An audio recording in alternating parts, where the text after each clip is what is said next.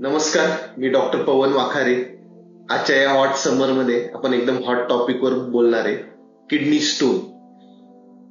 तर what is kidney stone? Kidney stone हे generally calcium oxalate 80% of the times calcium ऑक्झॅलेटचे stone तुमच्या किडनीमध्ये तयार होतात आणि नंतर ते खाली येऊन अडकतात आणि ज्याने जे भयंकर वेदना तयार होतात.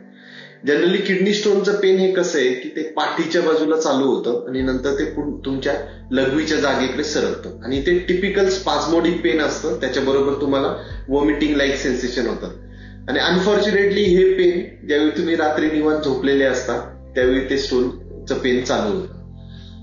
मॅनेजमेंट जर किडनी स्टोनची बघाल, म्हणजे आज आपण बोलतोय की अॅक्यूट मॅनेजमेंट ऑफ स्टोन कशी आहे, म्हणजे सामान्य लोकांना किडनी स्टोन बद्दलची माहिती मी देतोय.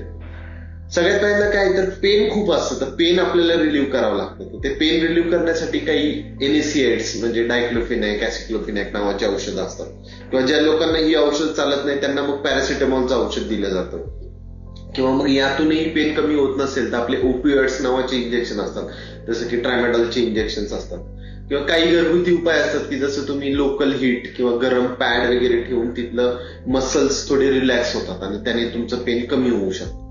दुसरी जी मेजर गोष्ट असते की किडनी स्टोन मध्ये तुम्हाला हायड्रेशन मेंटेन ठेवावं लागतं. तर हायड्रेशन म्हणजे कसं की जर तुम्ही ओरली भरपूर पाणी घेऊ शकता, किंवा जे लोक ओरली पाणी घेऊ शकत नाही त्यांना सलाईन मध्ये पाणी घेऊन शरीरातलं पाण्याचं प्रमाण व्यवस्थित ठेवलं पाहिजे. आणि खूप वेळा तुम्ही जाणवलं असेल किंवा ऐकलं असेल की किडनी स्टोनच्या बरोबर उलटीचे सेन्सेशन असतं. तर मग अशा वेळी तुम्हाला उलटीचे जे इंजेक्शन असतात, म्हणजे आम्ही ज्याला अँटी इमेटिक्स म्हणतो, ते आपण तुम्हाला घ्यावे लागतात की जेणेकरून तुमचं वॉमिटिंग कमी होऊन शरीरातलं पाण्याचं प्रमाण कमी होईल.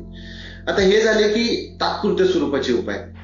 कुठल्या गोष्टीमध्ये किडनी स्टोनला अर्जंट इंटरव्हेन्शन म्हणजे सर्जरी करावी लागते, तर हा प्रश्न खूप कॉमनली मला ओपीडीमध्ये विचारला जातो. तर असं पेन म्हणजे इंट्रॅक्टेबल पेन की ज्याच्यामध्ये इंजेक्शन घेऊनही पेन थांबत नाहीये, किंवा जर तुम्हाला काही साईन्स ऑफ इन्फेक्शन्स असतील, म्हणजे जर फिवर येत असेल, थंडी वाजून ताप येत असेल, लघवीला जळजळ होत असेल, खूप जास्त लघवी लाल होत असेल, किंवा लघवी थांबलीये असं जाणवत असेल, ज्याला आम्ही ऑब्स्ट्रक्टिव्ह युरोपॅथी म्हणतो, की तो स्टोन पाईप मध्ये अडकल्याने त्याच्यामुळे किडनीवर रेट्रोग्रेड प्रेशर येऊन हायड्रोनेफ्रोसिस, हायड्रोयुरेटर तयार झाले. तर अशा गोष्टीमध्ये तुम्हाला अर्जंट सर्जरी करून तो स्टोन रिलीव्ह करायची गरज असते. कारण की जर तुम्ही स्टोन रिलीव्ह केला नाही तर काय होऊ शकतं की किडनीचे फंक्शन कमी होण्याची शक्यता असते, म्हणजे किडनी फेल्युअरकडे वाटचाल होण्याची शक्यता असते. किंवा की मी नेहमी उदाहरण एक दुसरं एक देतो की वाहत्या नदीचं पाणी खराब नाही होत, पण साचलेल्या डबक्याचं पाणी खराब होतं.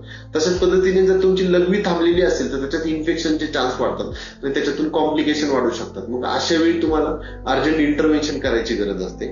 आणि दुसरं एक इंडिकेशन असतं की जर तुम्ही ब्लड टेस्ट केल्या किडनी स्टोनवर, त्याच्यात तुम्हाला जाणवलं की ते क्रिएटिनिन नावाचा एक रिपोर्ट असतो जो किडनी फंक्शन इंडिकेट करत असतो. जर क्रिएटिनिन तुमचं वाढलेलं असेल तर अशा वेळी पण तुम्हाला जवळच्या नेफ्रोलॉजिस्ट आणि युरोलॉजिस्टला कॉन्टॅक्ट करून तुम्ही स्टोनच्या सर्जरी बद्दल विचार करायला हवा.